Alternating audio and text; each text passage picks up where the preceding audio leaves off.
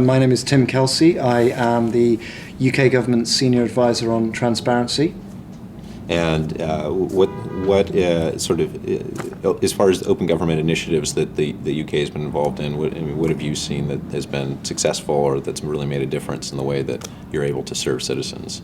Yeah, we started really a few years ago with a focus on producing data and openness that was relevant to accountability in central government. So central government spending, transparency around sort of civil service salaries and so on.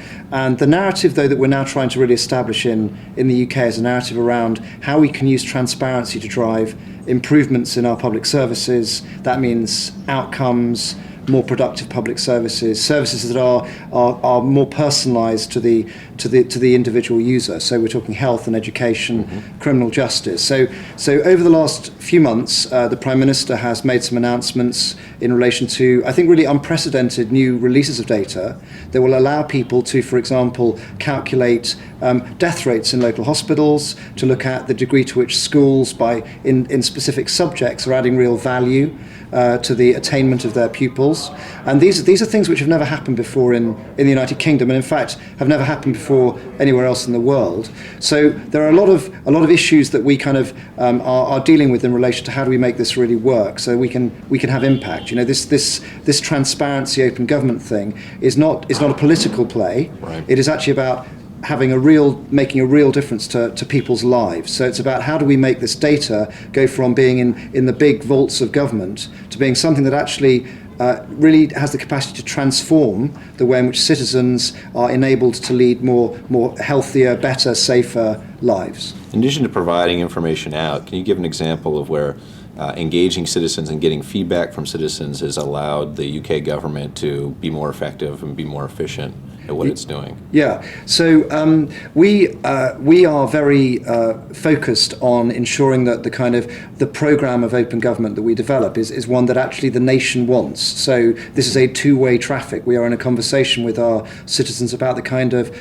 insights that they need to lead their lives more effectively in a better way. So we are looking at a whole range of different kind of initiatives to build that feedback loop. For example, we have a very big online service in our healthcare system which allows patients to directly feedback with comments on individual hospitals, individual primary care physicians, let us know how they're getting on, let other patients also know how their experience went. And this is proving to be an incredibly important information resource for actually helping our hospitals and our doctors do a better job themselves. And we're now looking at building that kind of online dialogue in other public services. So we're beginning to start looking at developing that in education, for example, and elsewhere. So I think we're just at the beginning of that journey, but we can already see some of the benefits of a combination of kind of, in a way, rather simple use of digital technology with really powerful communal and individual engagement. So I'd say that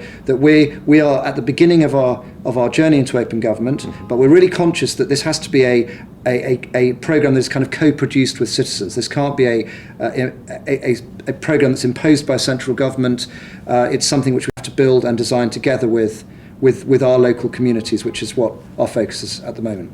Even being at sort of the beginning of stages of it, what are some of the things that you've learned in these early steps that you would share with someone, with a government that's just beginning to go down this road? Yeah.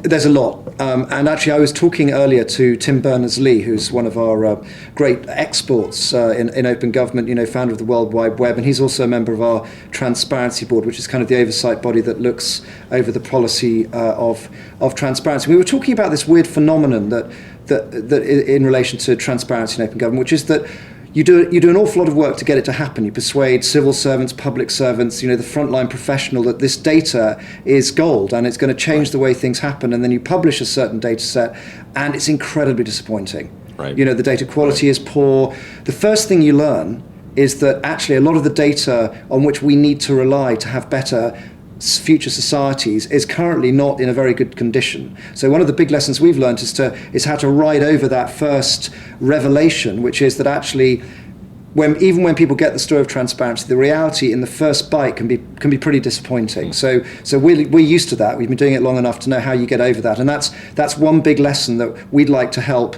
other countries realise, is that the first moment you do it can often be the most difficult moment as well. So there's that big lesson. I think the other big lesson for us is the importance of political leadership right from the top. This is an agenda which can't be sustainable without the president, the prime minister, the head of state, himself or herself, making a very personal commitment to it actually happening. Because there are all sorts of reasons why transparency shouldn't happen in a particular environment. Not all of them bad. I mean, there are lots of reasons why a good, well-meaning doctor or teacher will feel anxious about transparency, but we have to sort of get over that in the first few years of making it real, and really the political challenge is that the leader has to show real leadership. So I'd say probably those are the two big lessons, which is don't worry when the first time you do it, it feels like a massive disappointment, because that's how it always feels. And the second thing is, it's absolutely critical that the political leadership of your country is aligned behind the agenda. The OGP Grand Challenges, let's talk about a bit about those. Which of those do you think aligns most closely to the work that you're doing, and what are some examples of ways that you've really advanced those challenges? Yeah, and I feel very proud of the work that we've done in the UK on this one, because I think a lot of people think of transparency as a kind of a driver of political accountability. It's a plaything of politicians. It makes them look good. It's sort of almost like another kind of spin. Mm-hmm. But the real value of transparency is actually in the data sets that will unleash the quality and productivity of public services. So actually this is as much about schools and hospitals and saving lives in healthcare as it is about publishing data on government contracts or on the extractive industries. And I think that one of the things the UK has done, which I hope will be influential with the rest of the world, is try and point in that direction, point to a narrative which is of social benefit and social impact, not just of kind of accountability. And so that's been a big journey we've gone on. In many cases we are doing so without global precedent. We're the first country to have published data for all our hospitals, for example. That hasn't happened anywhere else. So we're learning new things every day. But the narrative, this idea that transparency is a driver of social impact, is one I think we need to articulate so that others can hear that really clearly. Going a bit deeper into that, when you make decisions about what are the data to prioritize, what are the sets of information or the processes that are priorities for really opening them up, how do you make decisions about what you think is actually going to be most impactful and most likely to drive social change? Yeah. So there's no science to this.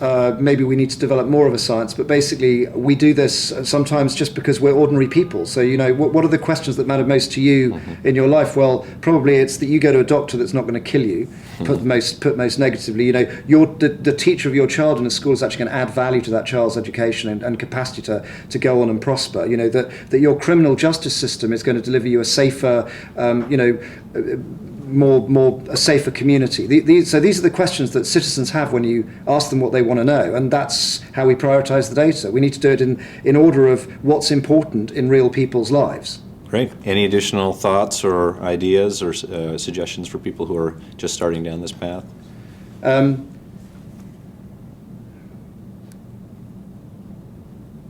Do you have advice? Yeah, actually I do. There's one apart from, so just in case you're cutting this, I mean, apart from those points we mentioned before, which would namely, the vital importance of political leadership right from the top and so on. The key stakeholder in this that has to be persuaded of its benefits is actually not the citizen often. The key stakeholder is that frontline professional who is struggling in often very adverse circumstances, the social worker, the teacher, the doctor. Why should they welcome transparency? And when a nation or a region is embarking on the journey to make themselves open, they need to ask themselves right at the outset, how are we going to sell this to those frontline professionals who are doing their best in a very difficult situation? How do we make this seem to them not to be another burden, another impedance on their professional lives? Now that's the sell that really matters, and for transparency to be sustainable in any political economy, that's the story that has to be heard most clearly. So worry about how you're communicating to the doctor, the teacher, the social worker about the benefits of open government. Any advice for that government manager who's really keen to wants to push transparency, openness, open government, but feels sort of like an island out there that and is trying to change the way that government's operating?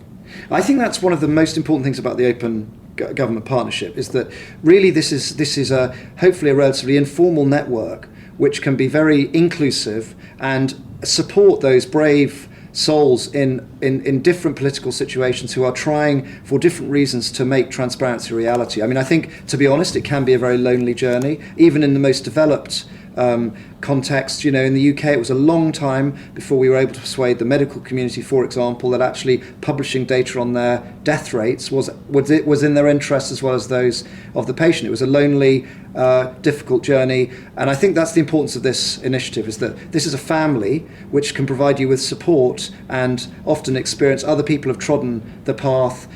So learning from them, taking kind of moral support from people who've done things a little bit before you. I think those are really important. That's a really important, meaningful kind of mechanism of supporting those pioneers in different political environments. Brilliant. Thanks very much. Okay, Appreciate it. cool.